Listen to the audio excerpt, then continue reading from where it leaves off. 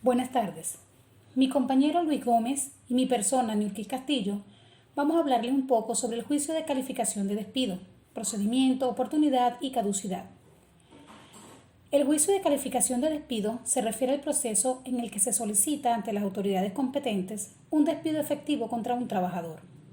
Es imperativo tener conocimiento del decreto número 5752 del 2007, que cita que los trabajadores amparados por la prórroga de la inamovilidad laboral especial no pueden ser despedidos, desmejorados ni trasladados sin justa causa calificada previamente por el inspector del trabajo de la jurisdicción de conformidad con lo previsto en el artículo 453 de la Ley Orgánica del Trabajo.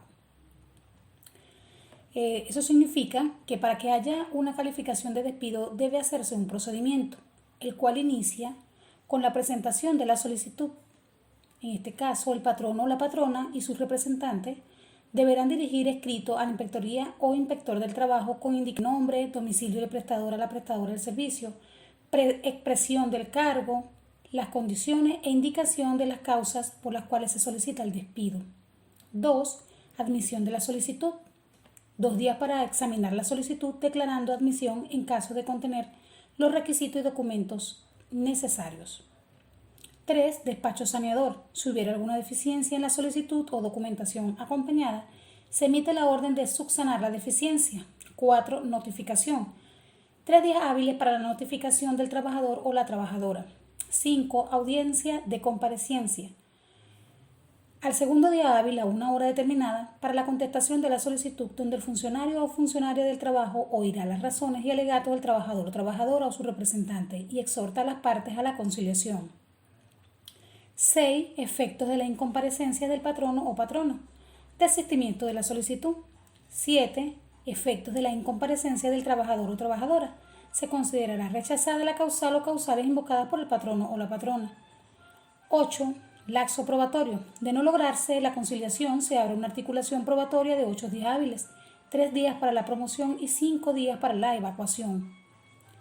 9. Pruebas admisibles. De acuerdo al artículo 70 de la Ley Orgánica Procesal del Trabajo, las pruebas son: A. Medios determinados por la LOP, medios previstos en el Código de Procedimiento Civil, y C. Medios previstos en el Código Civil. D. Medios previstos en otras leyes. Excepción: prueba de posiciones juradas, prueba de juramento decisorio. 10. Conclusiones. Vencido el laxo probatorio dentro de los 2 días hábiles, las partes presentarán sus conclusiones. 11. La decisión. Dentro de los 10 días hábiles de vencimiento del laxo para la presentación de las conclusiones. 12. Normativa supletorio. El artículo 11 de la Ley Orgánica Procesal del Trabajo nos indica cuál sería la normativa supletoria. 13. Agotamiento de la vía administrativa. Allí tenemos que hablar un poco sobre los artículos 422, 423 y 424. El 422 nos habla un poco, en la última aparte, de la decisión dictada por el inspector o la inspectora del trabajo. No se oye recurso de apelación y las partes quedan con el derecho de interponer el recurso contencioso administrativo laboral ante los tribunales laborales competentes. El artículo 423, excepción a solicitud de la calificación previa. Cuando existan agresiones de parte del trabajador o trabajadora que ponga en peligro la integridad física de otro o otros trabajadores o trabajadoras, del patrono o patrona o de sus representantes, que pueda constituir un peligro a la seguridad de las personas o de las instalaciones y bienes del centro del trabajo. El artículo 424 nos habla sobre el despido durante el procedimiento si se sigue el procedimiento administrativo de reenganche y pago de salarios caídos. El patrono o patrono se libera de la obligación cumpliendo del modo que se indica. 1. Reenganche inmediato. 2. Pago de salarios caídos. Y 3. Suspensión del procedimiento hasta que se verifique el reenganche. Oportunidad. Se refiere a la oportunidad de oponerse o apelar ante la decisión del juez laboral.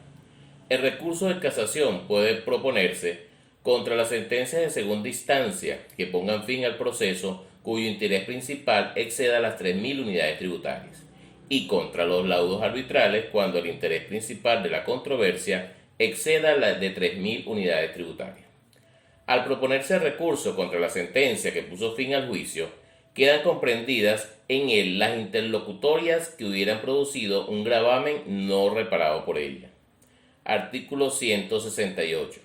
Se declara con lugar el recurso de casación. 1. Cuando el proceso se haya quebrantado u omitido formas sustanciales de los actos que menoscaben el derecho a la defensa. 2.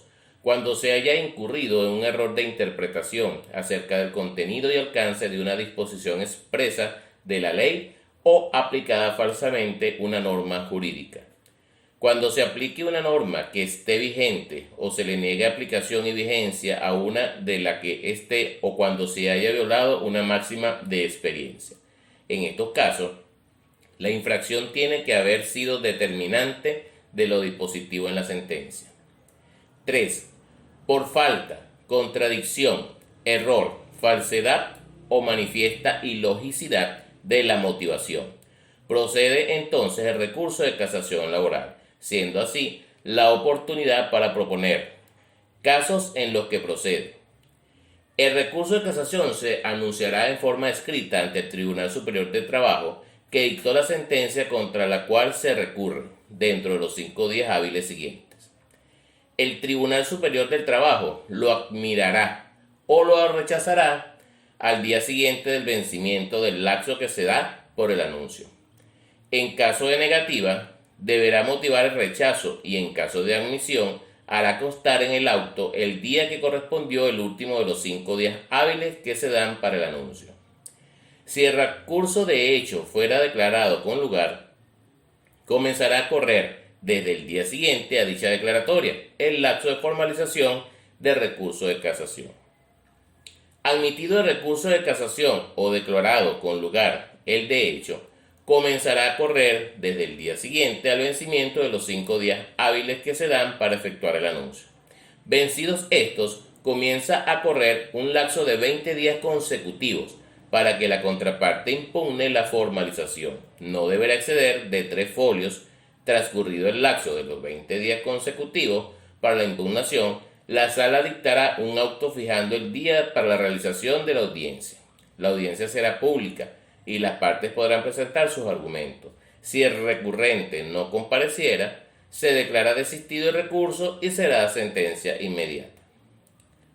Ahora vamos a hablar acerca de la caducidad. En sentencia número 150 de fecha 24 de marzo del año 2000, la Sala Constitucional del Tribunal Supremo de Justicia, en relación a la caducidad, expresó que la caducidad de la acción establecida en la ley es una causal de inadmisibilidad de la misma.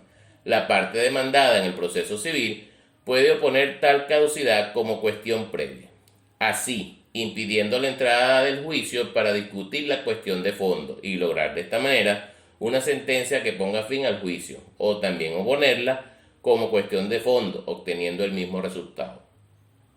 La caducidad no es una institución que pueda suspenderse, al contrario de la prescripción, que puede interrumpirse, y que no ataca a la acción, sino al derecho material que se quiere hacer valer. Sin duda alguna, la caducidad es un lapso procesal y en relación con el carácter de este, la Sala Constitucional se ha pronunciado y ha establecido que los lapsos procesales establecidos en las leyes y aplicados jurisdiccionalmente no son formalidades que puedan ser desaplicados con base al artículo 257 de la Constitución. La caducidad no comienza a correr sino a partir del día siguiente, como lo señala el artículo 42 de la Ley Orgánica de Procedimientos Administrativos, a un acto expreso que cumpla todos los requisitos para su eficacia. Esto significa que debe ser objeto de publicación o notificación, según afecte un número indeterminado de personas, como lo indica esta misma ley, o los derechos subjetivos a sus intereses legítimos, personales y directos de un particular, como se expresa en el artículo 73 exusten, sin lo cual no producirán ningún efecto, como lo señala el artículo 74. Lo es de gran importancia, por cuanto sobre la base de información errónea contenida en la notificación, el interesado hubiera intentado algún procedimiento improcedente. El tiempo transcurrido no será tomado en cuenta a los efectos de determinar el vencimiento de los plazos que le corresponde para interponer el recurso apropiado de acuerdo al artículo 75 de la LOPA. Muchas gracias.